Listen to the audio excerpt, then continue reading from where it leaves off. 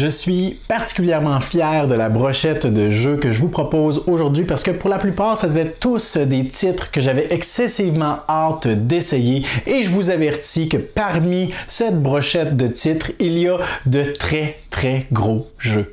L'école du jeu, en partenariat avec la boutique L'Imaginaire, au-delà de vos attentes.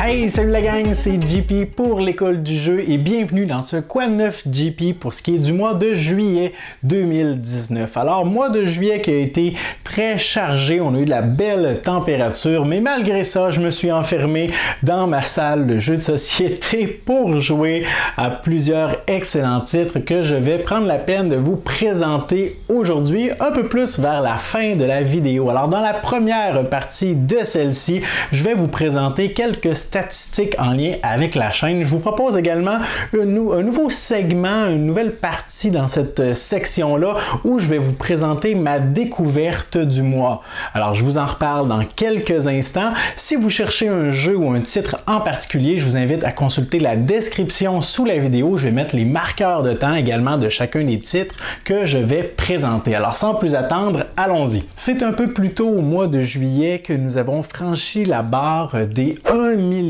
de visionnements sur la chaîne. 1 million de visionnements. J'aurais pu par curiosité aller voir combien de minutes ça représente parce que la fonctionnalité de YouTube nous permet de savoir combien de temps les gens ont visionné chacune des vidéos et tout ça. Ça représente probablement des années et des années. La dernière fois que j'avais regardé, je crois que constitue autour de 7 ans de visionnement. Alors, on est très heureux, très reconnaissant également du fait que vous suivez notre chaîne, vous vous intéressez à notre contenu. 1 million de visionnements, c'est énorme.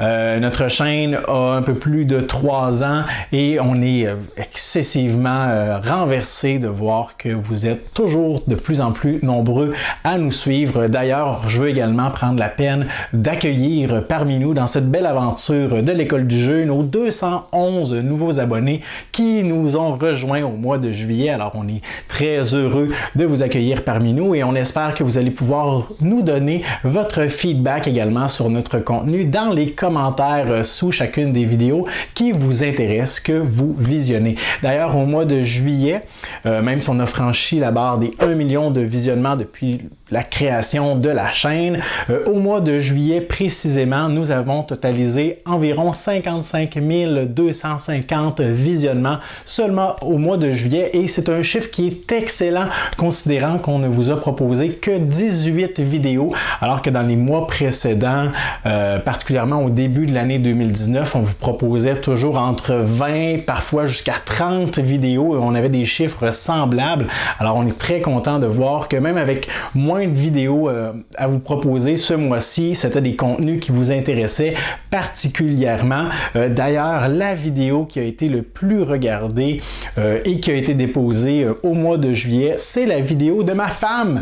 Le top 5 des jeux auxquels ma femme veut rejouer. Alors, si vous n'avez pas écouté cette vidéo, je vais vous mettre le lien dans la description sous celle-ci pour que vous puissiez y aller. Si c'est quelque chose qui vous intéresse, je suis très fier et très content d'avoir eu l'opportunité de filmer 2 vidéos jusqu'à présent avec ma femme et je vous donne une petite information secrète comme ça entre nous. Surveillez bien la chaîne dans les jours à venir. Il serait fort possible que ma femme refasse une apparition pour un nouveau top 5 qui s'annonce très intéressant. Alors, gardez un œil là-dessus. Une nouvelle partie également dans le Quoi de neuf que je veux faire avec vous, c'est de vous faire part de ma découverte du mois.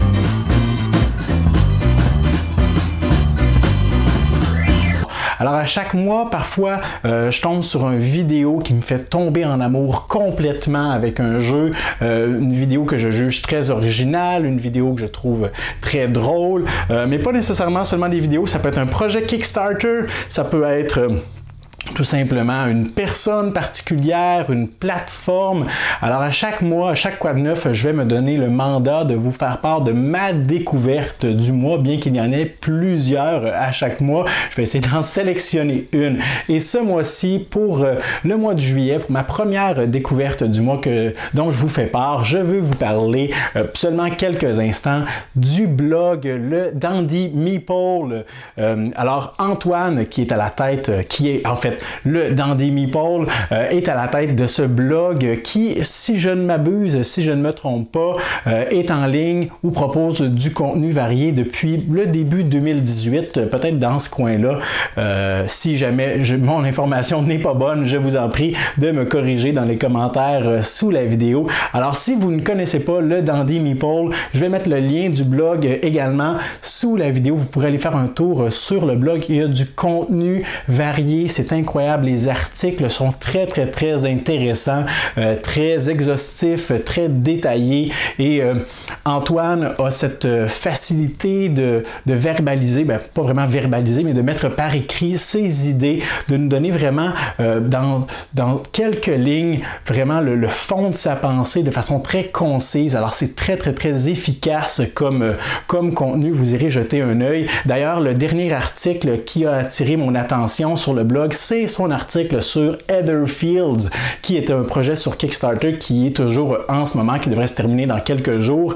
Projet que je surveillais ardemment. C'était l'un de mes jeux que je surveillais le plus pour 2019. Et à la lecture de son article, ça m'a convaincu de ne pas backer le jeu, en fait. Et ça, je trouve ça très intéressant de pouvoir lire un article subjectif et d'en arriver à une conclusion sur laquelle, wow, ok, ce jeu-là a vraiment des points positifs, mais ce n'est pas pour moi. Et ça, en fait, je peux le faire uniquement grâce à la formulation qu'il a utilisée à travers son écriture. Et c'est ma découverte du mois pour avoir lu également et passé en revue quelques autres articles. C'est certain que je vais aller faire mon tour quotidiennement pour voir s'il y a du nouveau contenu. Sinon, allez fouiller dans les archives pour déterrer du contenu qui avait été déposé dans les derniers mois. Alors, vous irez faire un tour sur le blog du Dandy Meeple. On enchaîne avec mes expériences ludiques du mois de juillet. Je suis très content des jeux auxquels j'ai joué. Pour la plupart, là, vraiment des jeux qui ont suscité beaucoup d'intérêt pour moi, que je juge très agréables également. Alors, je vous fais en rafale un petit retour sur les jeux auxquels j'ai joué. Il y en a quelques-uns que je n'ai pas parce que j'y ai joué et c'était pas nécessairement ma copie. Alors, je commence avec ceux-ci. Et l'un des jeux que j'ai bien aimé, qui m'a agréablement surpris ce mois-ci, c'est le jeu Imhotep. J'ai eu la chance d'y jouer avec Joe, qui est venu faire un séjour chez moi il y a quelques jours, et Joe avait apporté Imhotep. C'était un titre, ça faisait quelques fois qu'il m'en parlait, qui m'intéressait. Je me suis dit, je vais profiter de Joe pour y jouer et me faire un avis par moi-même, et j'ai été vraiment agréablement surpris. Quel jeu simple et intéressant à la fois. Je suis toujours un peu réticent face aux jeux que je juge parfois un peu trop simple. Je me considère pas au-dessus de ça, là, mais je me considère comme étant plutôt un fan fervent des jeux plus complexes, plus longs, plus profonds, et souvent j'oublie qu'il est possible d'avoir autant de plaisir avec quelque chose de beaucoup plus simple et de plus court surtout. Alors Imhotep m'a grandement surpris par les différents petits choix qu'on peut avoir avec des mécanismes qui sont surprenamment simples, mais également la durée du jeu, c'est très court. Là, on parle de maximum 30-45 minutes, en tout cas dans la configuration à 2 joueurs. Il y a beaucoup de rejouabilité également parce que on a une espèce de plateau qui est composé de modules, alors différents lieux, 4 lieux je crois, qu'on a de différentes faces. Alors au début de la partie, pendant la mise en place, on y va de façon aléatoire et les faces vont toujours proposer soit un petit mécanisme ou une nouvelle règle. On peut avoir donc de la variabilité à ce niveau-là. On peut focusser sur différentes choses. Bref, un titre qui m'a grandement surpris. Je sais qu'il y a une extension également qui est disponible qui rajoute seulement davantage de variabilité. Alors ça, je juge ça très bien. Un autre jeu auquel j'ai eu la chance de jouer tout récemment, et ça, je surveillais ce titre-là depuis 2016. Depuis son annonce, la première annonce en 2016, c'était un projet qui a passé à travers beaucoup de hauts et de bas, de changements de plan. Et bref, je vais passer lancer tout ça, mais c'est le jeu Victorian Masterminds, un jeu qui nous est proposé par un duo très intéressant de concepteurs, Eric Lang et Antoine Bauza. Alors ça ensemble, ça faisait une espèce de sandwich bien intéressant qui me mettait la puce à l'oreille, et je dois dire que les composantes du jeu sont hallucinantes. Le jeu est vraiment très très beau visuellement. Il y a seulement les jetons de ressources, les plaques de métal et les vis qui sont minuscules, microscopiques. C'est un peu décevant considérant le reste de la qualité du jeu qui est incroyable. Alors bref, c'est un jeu de placement d'ouvriers. Chaque joueur va avoir une espèce de petit plateau qui va représenter sa machine de destruction massive parce qu'on incarne des super vilains. Sherlock Holmes est mort et là on veut en profiter pour dominer le monde. Alors chaque joueur va avoir sa petite machine de destruction massive et on devra essayer de la construire, gérer également les scientifiques qu'on va enlever, nos ouvriers aussi qui sont des jetons en forme d'engrenage très très jolis. Et ce qui est intéressant avec ce jeu, c'est la façon dont on va résoudre nos actions. Alors comme dans les jeux de placement d'ouvriers, lorsque c'est notre tour, on va prendre l'un de nos ouvriers. Dans ce jeu-ci, on doit piocher à l'aveugle. Alors on prend en considération c'est quoi le pouvoir ou l'habilité de notre ouvrier et on le place sur l'un des 5 emplacements du plateau. Par contre, on ne réalise pas son action tout de suite et on le place face cachée. Les autres joueurs vont fonctionner de la même façon, alors c'est très très très rapide un tour. Par contre, aussitôt qu'un troisième ouvrier est placé, parce qu'on les place les uns sur les autres, alors aussitôt qu'un troisième est placé sur la pile, on va prendre la pile en question, on va la retourner, donc le premier qui est allé jouer va devenir le premier à réaliser ses actions. On va faire l'action du lieu et l'action, l'habilité de notre personnage dans l'ordre de notre choix. Alors il y a 5 ouvriers différents, chacun avec un petit pouvoir particulier.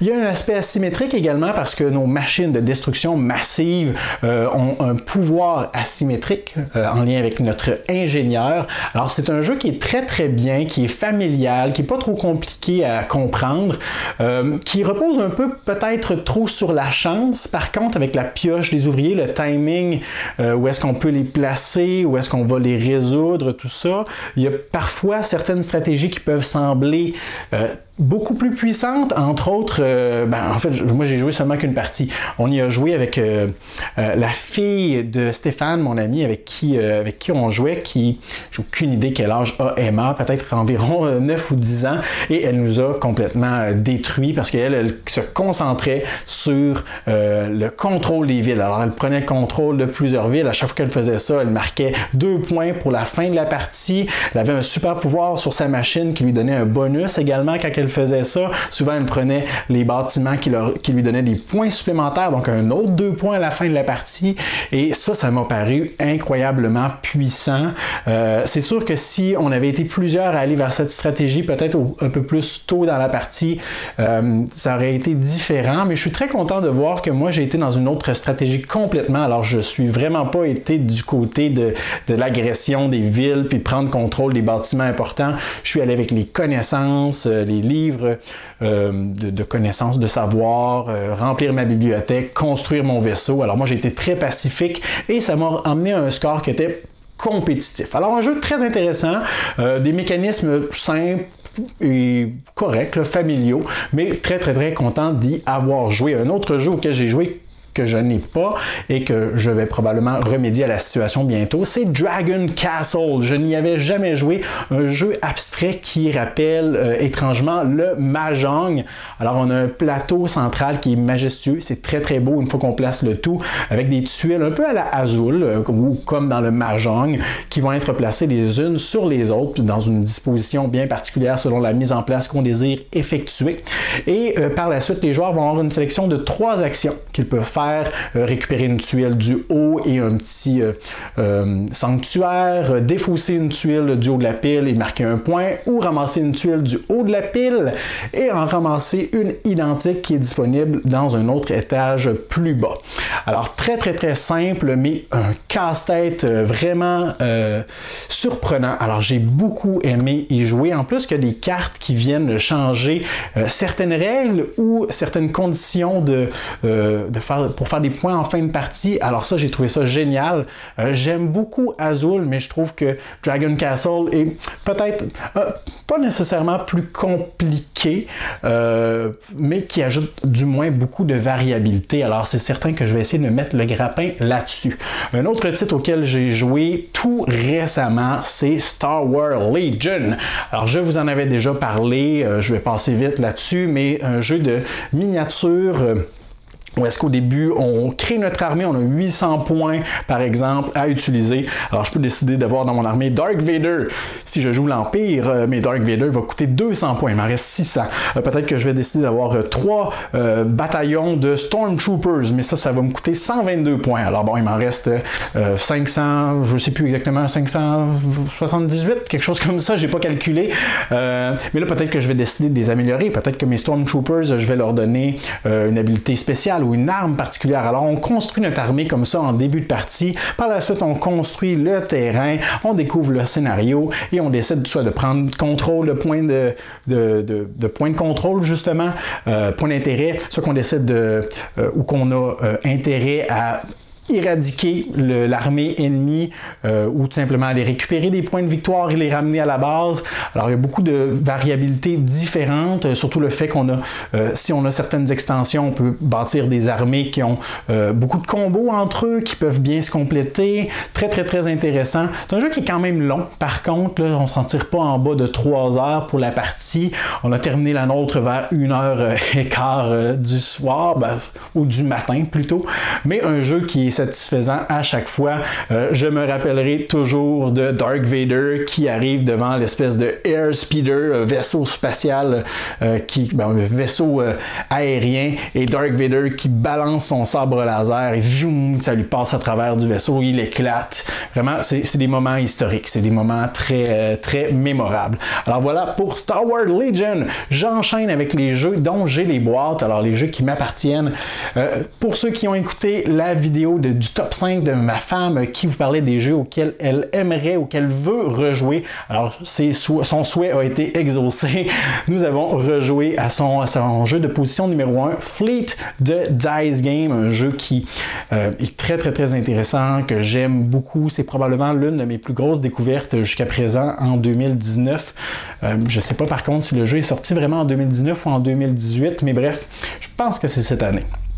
Excellent jeu, je vous ai fait une présentation solo, je vous en ai parlé déjà dans mes Quad 9, ma femme vous en a reparlé aussi, alors je ne passerai pas plus de temps là-dessus, mais c'est un jeu qui tient toujours la route malgré les près de 10 parties que j'ai fait jusqu'à présent. Un autre jeu qu'on a exploré, et je suis toujours content de replonger dans cet univers, c'est l'univers de Time Stories avec les frères de la côte, qui est l'avant-dernier, je pense, scénario de la série White, les boîtes blanches. Donc, je m'étais fixé comme objectif de terminer la série White avec les boîtes blanches avant l'arrivée de la série Blue, les nouvelles boîtes qui seront des stand-alone. On n'a pas besoin de la boîte du jeu de base pour jouer, on achète tout simplement la boîte de jeu et on est prêt à jouer le scénario. Alors, Frères de la Côte, c'est probablement l'un des jeux avec les mécanismes les plus innovateur dans l'univers de Time Stories que j'ai vu jusqu'à présent. On change vraiment.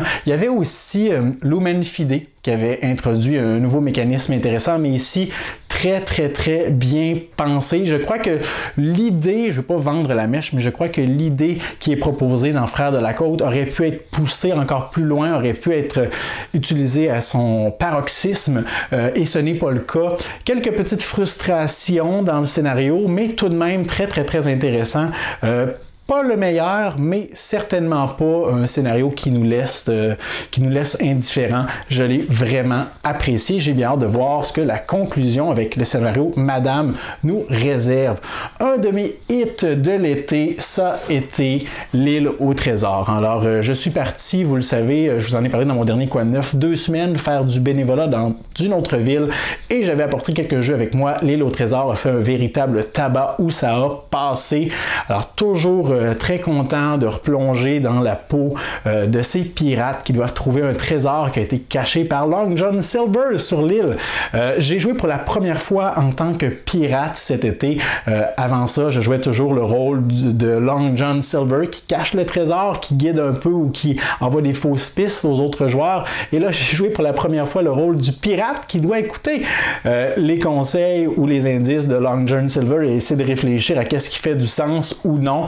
Et j'ai trouvé ça particulièrement frustrant de ne pas trop savoir qu'est-ce qui est vrai, qu'est-ce qui est faux, les informations que les autres joueurs ont, tout ça. Mais vraiment, un jeu très agréable à découvrir si vous n'y avez pas joué encore. Ensuite, probablement l'une de mes déceptions du mois, c'est un jeu que je vous ai présenté sur la chaîne. Je vous ai dit qu'il faudrait que j'y rejoue pour me faire une opinion plus solide. Mon opinion commence pas mal à être officielle. C'est Gugong. Alors, Gugong était un jeu que j'avais backé sur Kickstarter, la version Deluxe. Il est magnifique. Côté composante, c'est incroyable. Game Trace a fait des petits inserts. On donne ça à chaque joueur, puis il y a tout le nécessaire pour faire sa partie à l'intérieur. Les mécanismes de jeu sont assez simples aussi. C'est un jeu tactique et avec moi, ça n'a pas fonctionné. Je trouve le jeu pas satisfaisant. Je trouve qu'il n'y a pas de momentum dans le jeu à chaque tour. Il n'y a pas de stratégie parce que c'est un jeu tactique, oui, je sais. Mais moi, j'aime beaucoup dans un jeu me dire, OK, à cette partie-ci, je vais essayer de me concentrer là-dessus. Ou, bon, à ce moment-ci de la partie, il y a telle situation qui est en train de se passer. Alors, ce serait logique que moi, j'aille dans cette direction-là. Alors que dans Gugong, à chaque tour, on doit faire une décision et ça n'a pratiquement aucun impact sur les tours qui s'en viennent ou sur les précédents. À notre tour, on regarde les cartes qu'on en met, on regarde ce qui est sur le plateau et on fait l'action qui est la plus bénéfique pour nous à ce moment précis. Bon, c'est pas négatif ça, mais c'est tout simplement que moi, je trouve ça moins satisfaisant de fonctionner ainsi. Je trouve que le jeu est long aussi. J'y ai joué en solitaire, je trouvais ça bien. J'y ai joué à 2 joueurs, j'étais pas convaincu et j'y ai joué pour la première fois à 5 joueurs, et là peut-être qu'il y en a qui vont me dire « Mais qu'as-tu fait? Quelle erreur! » Mais je voulais voir les différentes configurations. J'ai trouvé qu'à 5 joueurs, c'était probablement la partie la plus intéressante, mais la plus longue. Et beaucoup d'attentes entre les tours et tout ça, pas de frustration, mais c'est long, ça termine pas et j'ai toujours l'impression de faire la même chose. Donc, avoir l'impression de toujours faire la même chose pendant 2 heures, moi, ça me tue, ça me fait décrocher complètement. Alors, Gugong, je vais probablement peut-être y rejouer, mais ce ne sera pas dans mes priorités. On continue avec les gros jeux. Je vous en ai parlé un petit peu au début de la vidéo. Des gros jeux, des grosses boîtes, mais la complexité aussi qui déborde de celle-ci. J'ai fait une partie en solitaire de The Colonist. Je vous en avais fait la présentation quand je l'ai reçu sur la chaîne. Un jeu qui est défini lui-même comme étant The Epic Strategy Game. Et effectivement, c'est un jeu qui est assez épique, qui est assez original, qui est assez profond, qui a beaucoup de viande, qui propose toutes sortes de choses, beaucoup de possibilités, vraiment excellent. J'ai une de mes amies qui veut y jouer idéalement à 3 ou à 4 joueurs. Je pense que si on fait ça dans une configuration dans une partie complète, en fait, je pense qu'il y a 4 aires dans une partie complète. Ça va nous prendre pas loin de 6 heures de jeu. Alors, à savoir que, par contre, les durées de partie sont variables. On peut décider de faire seulement 2 aires de jeu. Par contre, le jeu est particulièrement satisfaisant lorsqu'on fait une partie complète parce qu'il y a plein de bâtiments qu'on va développer en cours de partie qui vont nous être utiles pour la prochaine et on se met toujours en place en vue de la prochaine ère et de ce qui nous attend. Donc, de couper ça après 2 aires ou après 3 aires, j'aurais l'impression qu'il nous manque une partie du jeu. Donc, de jouer la partie complète, vraiment une expérience inoubliable. Par contre, il faut s'asseoir pendant une demi-journée ou même une journée complète pour passer à travers ça. C'est pourquoi la partie en solitaire, j'ai trouvé ça génial. Je crois que ma partie a duré peut-être 2h30 environ, donc pas besoin d'attendre après les autres joueurs, on est libre de nos choix.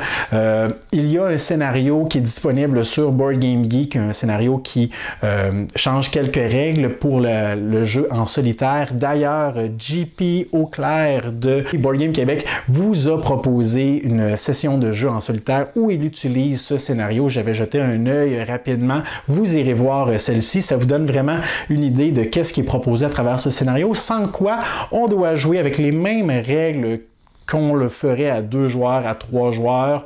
Un peu moins satisfaisant parce que l'objectif devient de terminer la partie, prendre en note notre score et la prochaine fois qu'on se lance dans l'expérience en solitaire, de battre notre score précédent. Alors que dans le scénario qui est proposé, on a des objectifs à atteindre à chaque ère, sans quoi on ne peut pas progresser, et un objectif final à la fin de la partie. Donc c'est peut-être un peu plus satisfaisant, mais je suis très content d'avoir essayé The Colonist. Un jeu que je vous ai présenté tout récemment sur la chaîne aussi et qui était assez haut placé dans mon top des jeux auxquels je ne joue pas assez souvent, c'est Robinson Crusoe. J'ai ici la première édition. Je vous ai fait une session de jeu en solitaire de ce titre. Alors, si vous ne l'avez pas vu, vous pourrez aller l'écouter si ça vous intéresse, parce que Robinson Crusoe, c'est toute une aventure épique, mes amis. Ce mois-ci, on est dans les jeux épiques. C'est mathématique, si on veut. Et ici, c'est un jeu qui raconte une histoire. On ne peut pas faire une partie de Robinson Crusoe sans s'imaginer tout ce qui est en train d'arriver. C'est un jeu qui déborde de thématiques, d'éléments narratifs, bien que peu ou pas de narration dans le jeu. C'est comme implicite, ça vient avec l'expérience. Alors dans ma session de jeu, je vous propose de regarder ensemble le premier scénario, Naufragé. On vient d'échouer sur une île et on doit trouver un moyen de survivre, mais également d'être secouru avant l'arrivée de l'hiver, parce que ça veut dire une mort assurée. Et comme je le dis dans la vidéo, la mort c'est mortel, et ça, on n'aime pas ça, on essaie d'éviter ça. Alors Robinson Crusoe, très très très content d'avoir replongé dans cet univers. Ça faisait, selon moi, 2, si c'est pas 3 ans, la dernière partie que j'avais faite. Alors vous irez jeter un coup d'œil à ma session de jeu.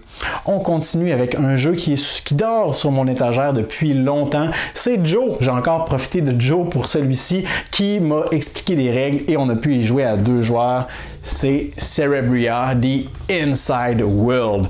Alors Mind Clash Games, qui est l'éditeur derrière ce titre, est probablement un des éditeurs que j'apprécie le plus. Tous les jeux qu'ils ont sortis jusqu'à présent, j'y ai joué et je les ai appréciés, et Cerebria n'y fait pas exception.